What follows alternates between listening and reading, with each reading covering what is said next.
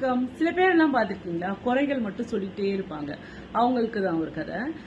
அழகா மயில் ஆடிக்கிட்டு அழகா இருந்துதான். நீ அழகா தான் இருக்க, ஆனா நீ கீன்னு கத்தும் போது நல்லாவே இல்லை அப்படின்ச்சா. அப்படியே அது பக்கம் வரும்போது குயிலை பார்த்தாராம். நல்லா அழகா, நல்லா உன்னோட குரல் நல்லா இருக்கு, ஆனா நீ ரொம்ப கருப்பா அசிங்கமா இருக்க அப்படின்னு சொன்னாராம்.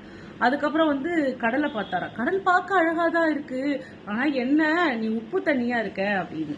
அப்புறம் இரவானோட நிலவை பார்த்துட்டு, ஒரு நாள் தேய்கிற, ஒரு நாள் குறையிற, பௌர்ணமி மட்டும் அழகா இருக்க அப்படின்னு சொல்லிச்சான்.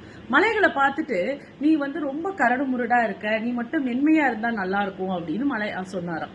இது எல்லாத்தையும் கேட்ட இயற்கையும் கடவுளும் அவங்க குரலா கேட்டாங்களா, நீ உன்னை கூட தான் 6 அறிவு படிச்சு மனுஷனா நாங்க படிச்சோம், ஆனா நீ எதையாவது ரசிக்கிறியா? எல்லாரையும் குறை தானே சொல்லிட்டு இருக்க. நீ எப்போ உன்னோட குறைகளை மற்றவங்க குறைகளை நிறைய பார்த்துட்டு இருக்கிற அழகை ரசிக்கிறியோ அப்போ உனக்கு எல்லாம் சரியா இருக்கும்னாராம். அதுதான் வாழ்க்கை.